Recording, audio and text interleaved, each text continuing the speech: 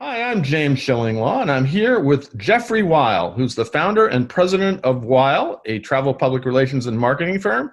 And we're not here to talk about one of Geoffrey's clients, although we actually do talk with many of Geoffrey's clients over the time, but we're here to talk about Geoffrey himself and a new book that he has just written. It was just published.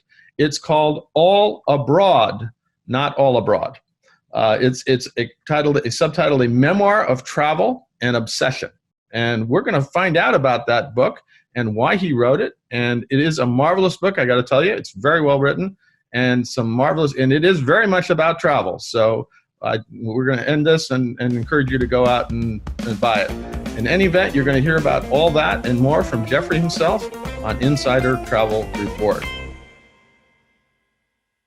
Now, Geoffrey, first of all, how are you and where are you? I believe you're still traveling. We can't get you off the road. I'm still traveling. I'm actually, because of COVID, I realized that I can take a longer vacation than I normally do. And we're on a 6 weeks family vacation, and we're in the middle of it. We were in Dubai and the Maldives, and now we're in Israel, and I'm at the King David Hotel. And I'm enjoying traveling. Yeah, no, and you did before. You went off on the road on your own. It was the first time, luckily, with the family. Last time you were all over Italy and parts of Germany and a lot of great places. And we've been chronicling that in several of the columns you've written for us, which have been, very well read. And I think people are just happy to see someone is out there and traveling, much as I am out there and traveling. But I got to tell you, I don't have a candle to what you're doing in this six week stint. I got to catch up. I got to go to more places. Well, it is like last September I decided, okay, enough. And I started. And I have to say that it's been fascinating. It's been eye-opening, and in a little very selfish way, to see certain parts of the world empty. Yeah. Like Venice. To see Venice empty, to see Rome empty is a very selfish, awful, terrible thing. It's kind of nice. And, you're apologizing for, but you're also kind of secretly glad you did it, right? Exactly. Okay. Exactly. And I wanted to demonstrate to myself and to my colleagues and to my clients that we're alive and well, and travel hasn't died. It's Right. It's having a nap. But it's going to come back. Well, I totally agree with you, and we're starting to come back despite all the worries now about the resurgence of new variants and things like that. But I think we're headed on a path that is really, there's no going back, so to speak. So it's just going to keep growing. Now let's get to the heart of the matter to this, because we're talking about some of the columns that you've written for us, but this book that you've just put out, All Abroad, really is a story of your life, but it's much more than that. So can you briefly describe the book, what it focuses on, and really tell our viewers what it's all about? I think to précis it is a memoir of a little boy who had an outwardly very happy childhood, but an inwardly very unhappy childhood in many ways. Mm-hmm. And the way I sought to escape from that unhappiness was to read about travel, talk about travel, and eventually to travel. And that's really how the book came about. And I mean, I wanted to write a memoir. I suppose that's right. Part of it, but it is travel is what and who I am. Right. And as a kid, my brother left home when I was 8 and left me all his National Geographic magazines. Oh, that's dangerous, because then you get incentivized too. And I believe he left for Israel, if I recall. Yes, he did. Yeah. And I wasn't really interested in the articles. I was interested in the ads, and the ads were mostly about travel, or they were about America. And I grew up in England, obviously, in post-war London. I was born in the last day of 1949, so I grew up in the 50s. And London was still very blitz, still Right. very austere. And these views of the world and of America were so seductive and so exciting that that's really what got me going. Plus, I came from a family of travelers. Right. My father talked about travel, we talked about cars and trains, and he had traveled a lot as a young man. And my mother was born in Australia and came to England when she was 9 and was torpedoed on the way to England. That's So amazing. I grew up hearing these tales. Plus, I have relatives in France and in America and Australia and South Africa and Israel and Germany. And so traveling to me was not, it was something that one did. It wasn't an adventure that was unreachable, but it was something that I grew to be incredibly passionate about. No, absolutely. And yeah, it's very evident in the pages of this book that, you have, you call it a obsession with travel, and is very much a part of that. I mean, you collected travel posters as a boy. You loved cars. I love cars. You loved and in fact, one of the things that's apparent is that you look at travel a little bit differently than maybe others might. You talk a little about this. It's really more of a focus. You focus on the mechanics of travel sometimes, the trains, the ships, the aircraft, the cars, maybe sometimes more than the destinations and attractions themselves. Totally. Yeah. My dad taught me how to read a red Michelin guide when I was about 6. Mm-hmm. Never a green one, which was all about the sights and the cathedrals and the museums. Right. It was all about the hotels and the restaurants and he talked about the boats and the trains and my favorite bar mitzvah present was a subscription to the OAG, the airline guide. Oh yeah. I got this tome, once a month, and I would read it like I was reading the Bible, except it was more interesting than the Bible. No, absolutely. My dad collected Michelin red guides, which is how he would plan all his trips. Exactly. And then he'd go down to the travel agency and get his airline tickets and his car rental. But he'd actually write away to all the hotels that he was going to go to based on the information from Michelin red guides. And then he would wait to get responses in the mail so he could actually go do it. So that's the way we traveled back then. And I was very much a part of that. We went all over Europe with them. But your book very much reminded my own childhood, going around and traveling like crazy and actually being obsessed kind of with the mechanics, the trains. I mean, the York Railway Museum is still one of my favorite places in the world, this kind of thing. So, but you did it. You wrote about this, and I think it's fascinating. Well, I did, and I started my career as a very at the very low end, almost in the mailroom at Thomas Cook. Well, we're going to talk about that because you were a travel advisor. That's what we call them. That you are a travel agent, and let's talk a little bit about that because you do talk about that in the book quite a lot.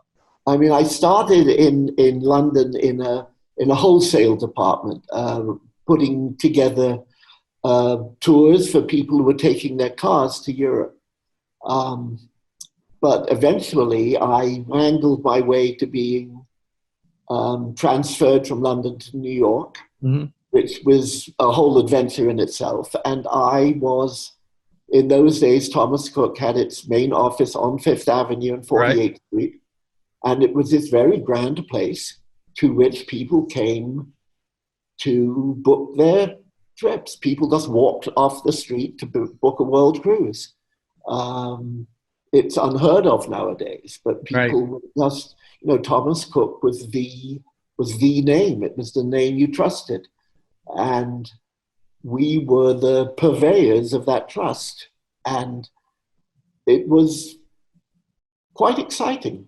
People would walk in, and I eventually became head salesman at Thomas Cook, and I was the first person ever to do $1 million sales in a year. This was 1974. And that's still pretty good today, I got to tell you. Well, then it was very good, I'm and sure. it was so good that I got um, promoted into management, Right. which I hated because I was busy dealing with opening offices and closing offices and staff and all of that stuff. And I wasn't interested. I was interested in booking people in Sure. hotels and booking them on the SS France or the Queen Elizabeth II, or the Concorde, Okay. uh, and I wasn't interested in being upstairs, being a manager, and that's why eventually I moved on. But those were the grand days of, there were no deals in those days.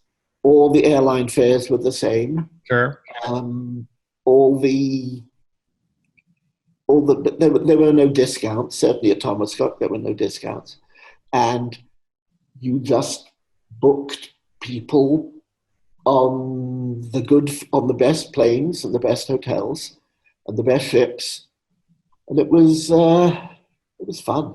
Yeah, no, I can imagine. So now, how did you make the transition from being a travel advisor? You went to management, then got out, and you ended up being a marketing and communication specialist. And when someone I've known since I was in the industry, you've had a firm. You're really a veteran, a PR, we'll say, a travel PR person. Yeah, how did that happen? It happened because I was really bored in management, Right, and I was walking up Fifth Avenue, and I ran into the director of the Israel Tourist Office, who I had met. right. We weren't that close, but I'd met him and we were chatting, and he said, "It's interesting. We're looking for a PR manager. If you know of anybody, let me know." And then we chatted a bit more, and I walked on. And by the time I got to Saks, it kind of hit me that um, there is probably nobody who knows Israel better, because by this time my brother lived there and I'd visited 100 times, and I knew travel pretty well. And I didn't know what the hell PR was, but I figured I could learn it. Okay. And I applied and I got the job, and that's how it began.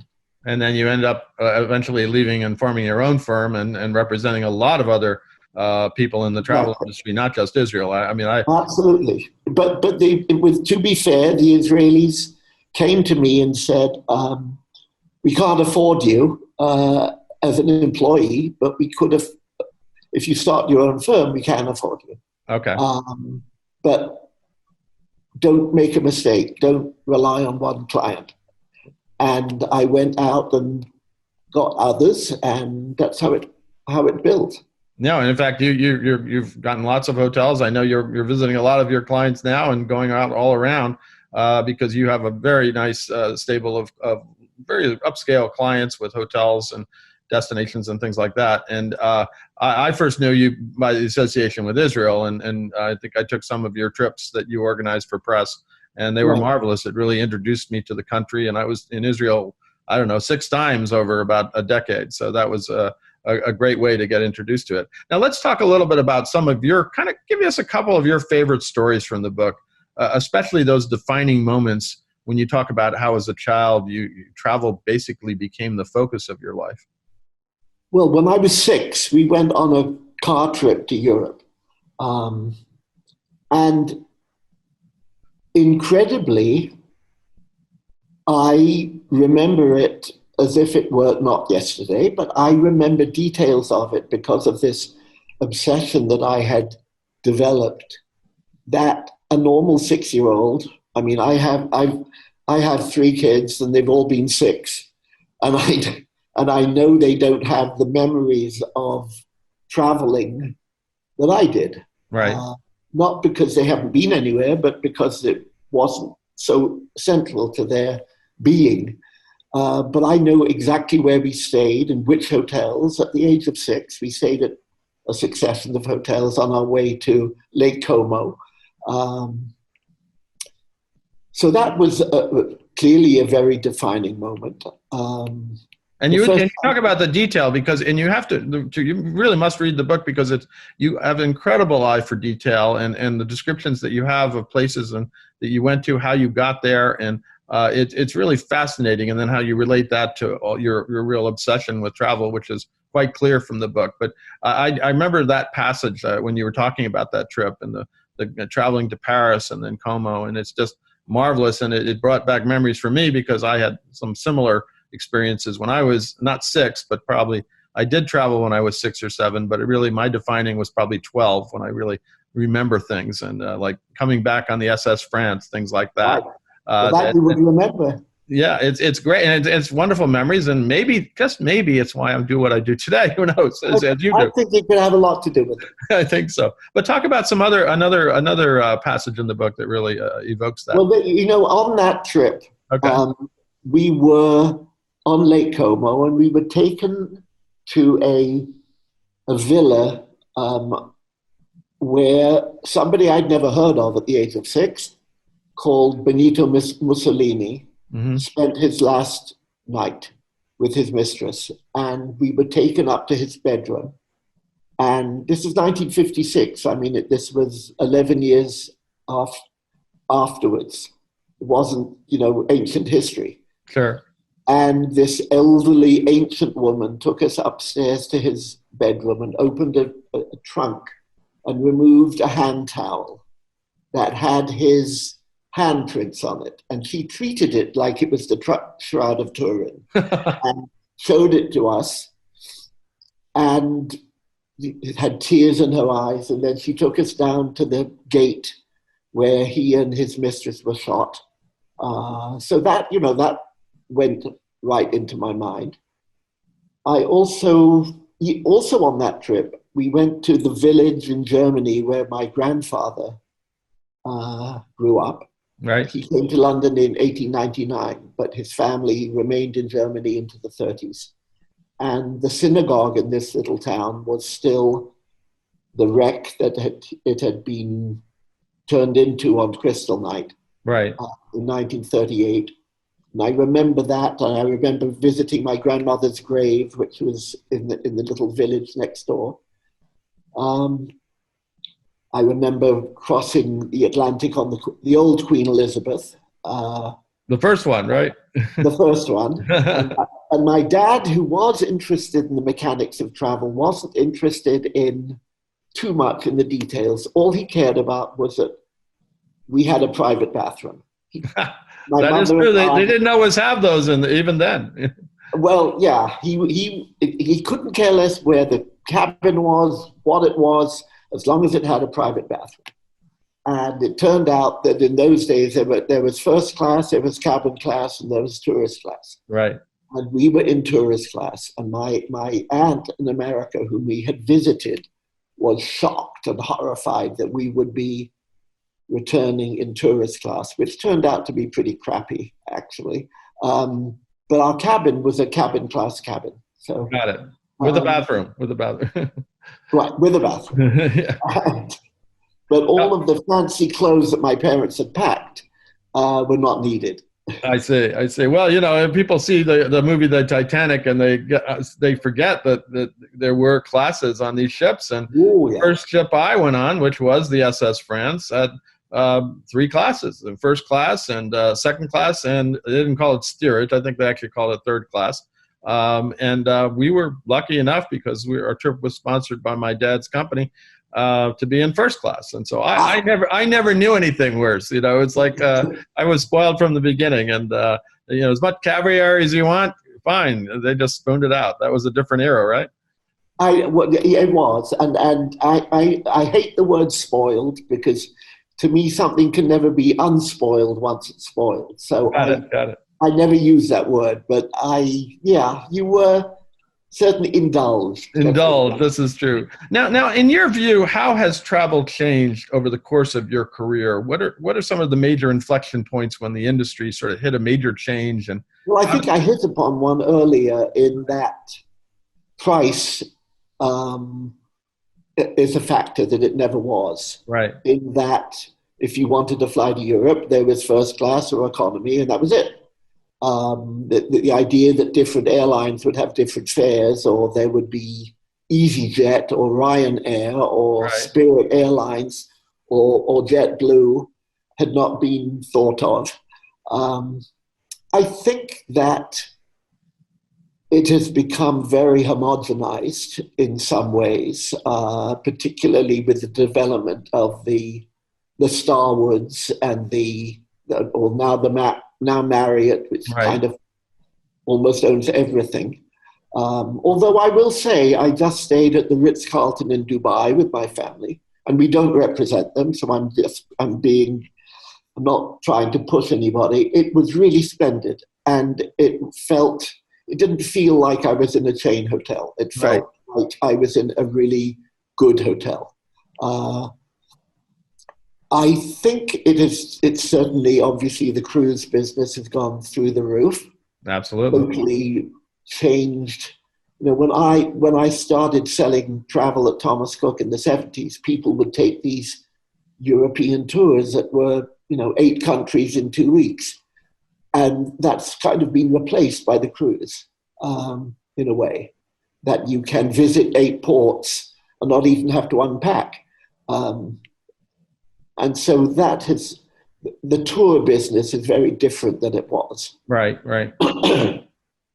Well, even the tour business today, they're trying to make sure they realize that you're not in the bus business. They want to give you experiences, and the days of if it's Tuesday, it must be Belgium, which I think you actually mentioned in the book. I do.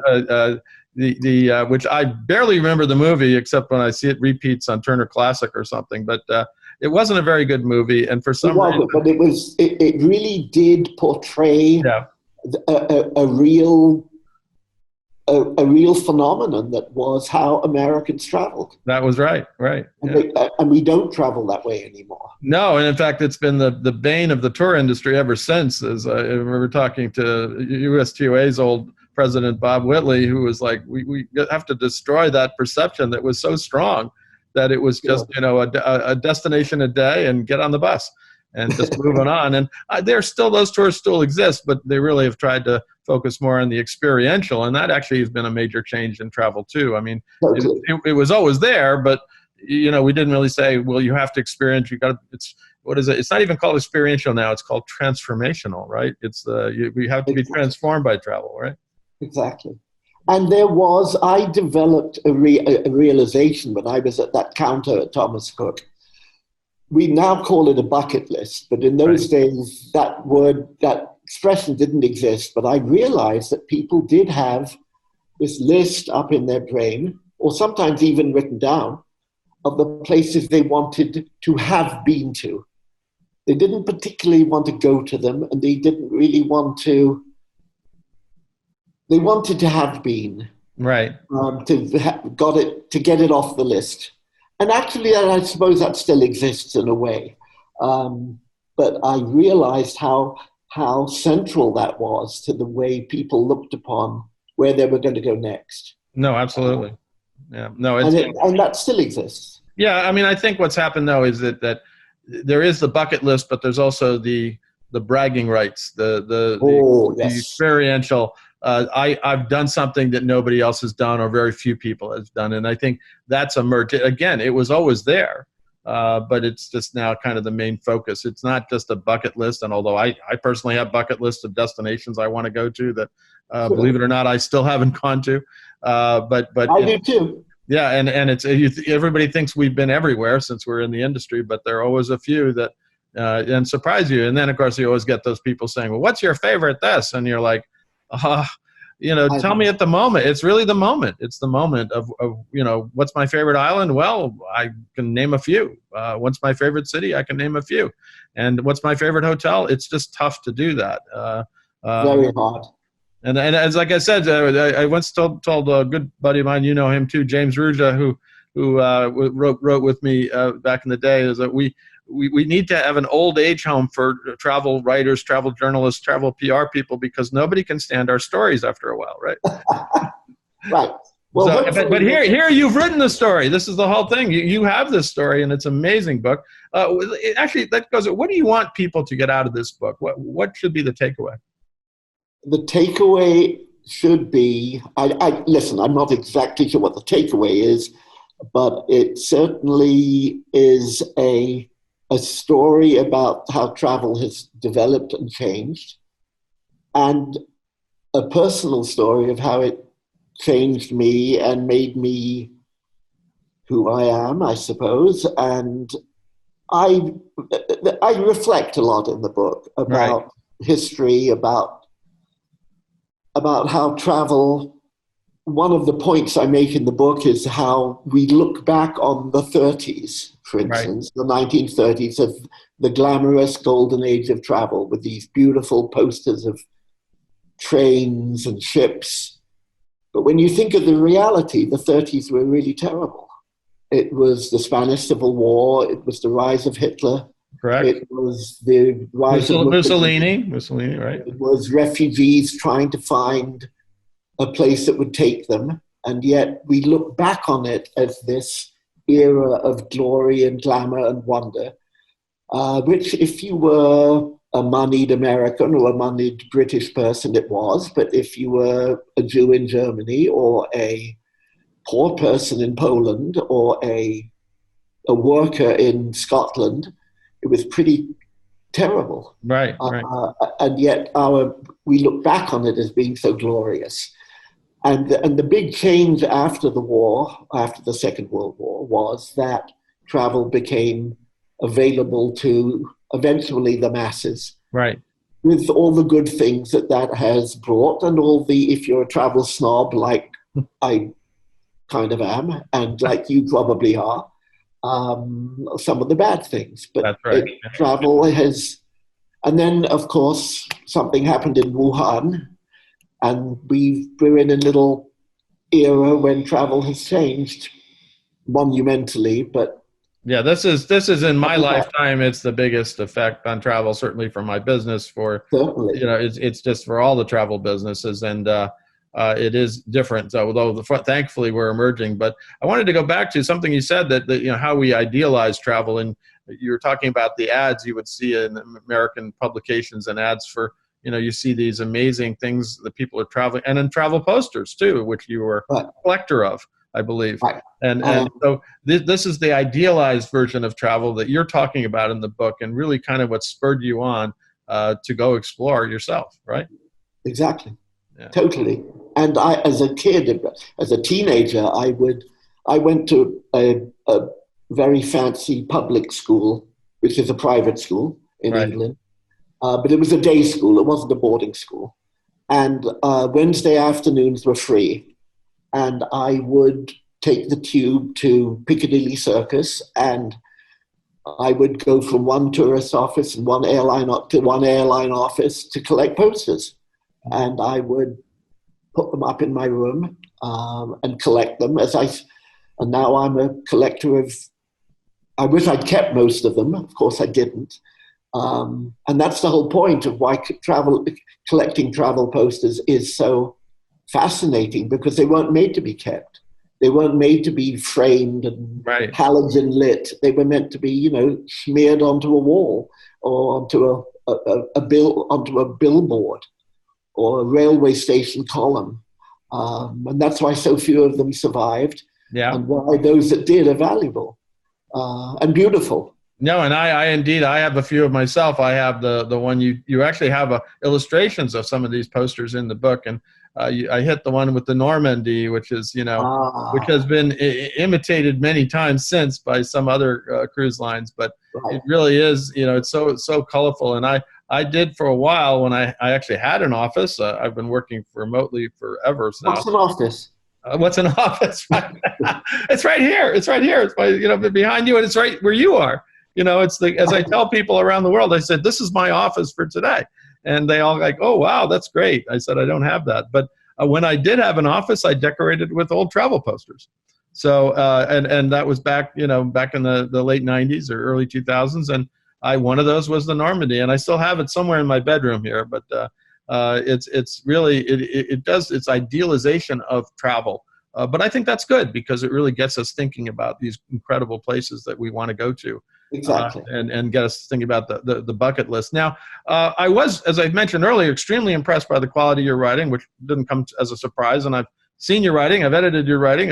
Your attention to detail. You're kind of linking your youth experiences to adult experiences. Is that something that readers should really get out of? Get I out think of so. this? A lot of people have told me who have read the book that they are astonished by the detail Yeah, that I me too. seem to have had a movie camera whirring in my head when I was 6 and 7 and 8 and 9 and 10. So I suppose that's part of it. There's quite a lot of emotion in the book. There's Right. one big reveal in the book, which I'm Yeah. not going to No, talk well, you have to buy. You have to buy the book. I'm not going to say it here either, but you have to buy the book. In describing that reveal, I purposefully kind of interwove it with a way of delaying it, and it was all travel related. So yeah, and I read a lot, and part of my joy of reading is not only I read mostly nonfiction, and Right. it is Me too. mostly, I'm most attracted by books whose writing is what I call beautiful. The facts are obviously important, but the style and the wit and the language to me is very important, and I think that comes out. I hope it comes out in my book, and that's why I've been writing this book for quite a while, and Right. I had sent all it, your life, essentially. well, in a way, but I had sent it to some agents, and they all said the writing is beautiful, but we're not sure it would sell. And eventually, the University of Wisconsin Press received it and loved it, and Right. they were the ones that really persuaded me to finish it, because I hadn't. Once I had that kind of backing and that imprimatur, it gave me the guts to finish it, and Sure. and there are things now that I wish I had put in the book. A few things I wish I hadn't, but that's the way the world is. Yeah. Now, you say that, and you're still traveling? Are you contemplating a sequel? Because you're still out there. I'm contemplating it, but I'm not sure. Yes, I sort of am. Yes. Well, you're writing a bunch of columns that don't really deal with as right now. In fact, I think today we have one of your columns up on your current travels, and it's really fascinating. It's, again, the writing is great, and you don't pull any punches. You talk about exactly what's going on these trips, and I think our readers. I call it, as you know, traveling in the time of Corona, and it is a moment in time that will be forgotten. Right. Hopefully, but it is a unique moment in time, and I'm really enjoying chronicling the detail of it, the mask wearing or the not mask. I'll give you a perfect example. I'm staying at the King David Hotel. I'm an American. Tourists are not allowed into Israel at the moment, but my wife is American, therefore I'm allowed in. But because I'm American, I needed a COVID test to stay in a hotel here. I needed it within 72 hours of checking in today. Except that nobody asked for it when I got here. So there's a lot of that. Yeah, I know. I've experienced that myself about this testing regime, and I was I was heading to Istanbul and then on to Croatia just 3 weeks ago, and I arrived with my 72-hour PCR test, and the check-in agent said, "Oh no, that's no good," because she's leafing through reams of paper. What does it take if I have to go through Istanbul to Croatia? And finally she says, "No, you have to get an antigen test, and there's one in the corner right here." So I went over, got my antigen test for $179, by the way. And when I walked back, she was gone. And the gentleman who checked me in just took my PCR test. So, I mean, what is going on here? I was like, this is crazy, Simon. And again, I'm about ready to go traveling. As you're on the road, I will be on the road again soon. And I got to get my 72-hour PCR test. And they're not always easy to find all the time. Right. Although I do have the record on a test, though. I went from Split in Croatia. I got my test there, PCR. That took me to Turkey. I got in there. That was with that PCR. That same PCR the next day got me into America. And the next day it got me into St. Martin. I'm going to claim the record for that. Maybe somebody. That certainly is, I think, the Guinness Book of Records. I think I'm certainly a contender. You may beat me soon, but we'll see what happens like that. Now let's just close this up. Is there anything else you want to tell our readers about All Abroad and what else they should know about this book? I think they need to understand that it is all about travel, but it is all about a person that found an escape and found redemption in a way through travel. Right. I grew up with a collection of traumatic experiences, as do most people, although some not quite as traumatic as a couple that I describe, that are travel-related and family-related. And I would say that travel kind of kept me sane. Right.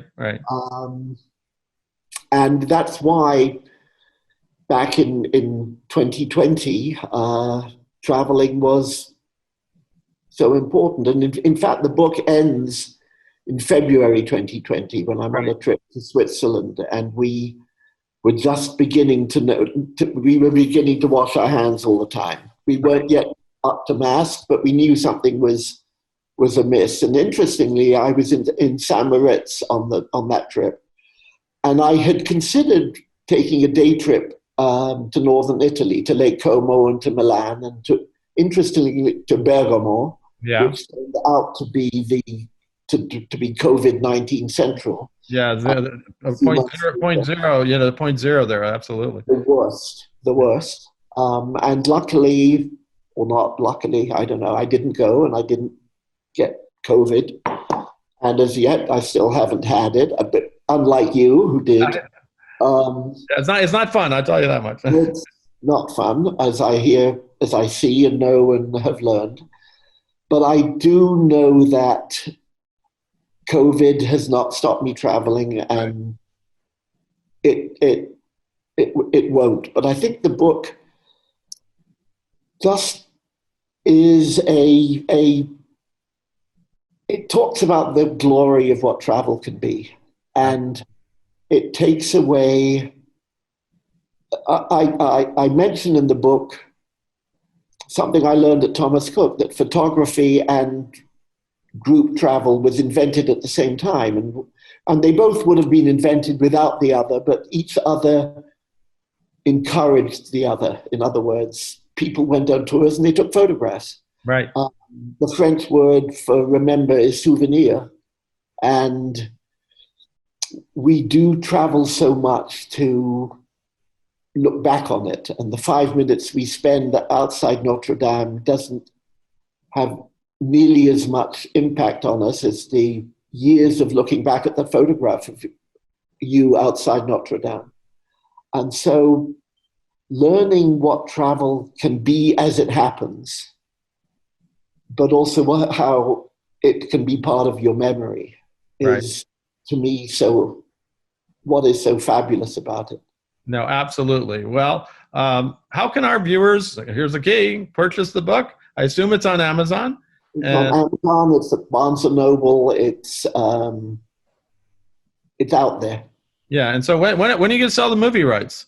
When somebody wants to buy them. Anyway, Geoffrey, I want to thank you for taking the time. Here it is. Am I doing it right way? All Abroad. And you can get it now, and it really is a marvelous book, and you got to buy it. If only because Geoffrey was one of you. He was a travel agent, travel advisor at Thomas Cook back in that golden era, and he's been really promoting travel and the benefits of travel ever since. And now he's out there pretty much being a pathfinder for us. I'm trying to do the same, to say you can travel, you can get out there, even amid this crisis, the last year and a half almost. And we all can get back sooner than that. But Geoffrey, thank you very much for speaking with us today. All the best. Thank you, James. We'll see you, Geoffrey. Safe travels and on the road, and we'll see you soon someday in New York. I don't know, maybe you're never going to come back. Oh yeah, I'll put it back. Okay. I'm James Shillinglaw, and this is Insider Travel Report.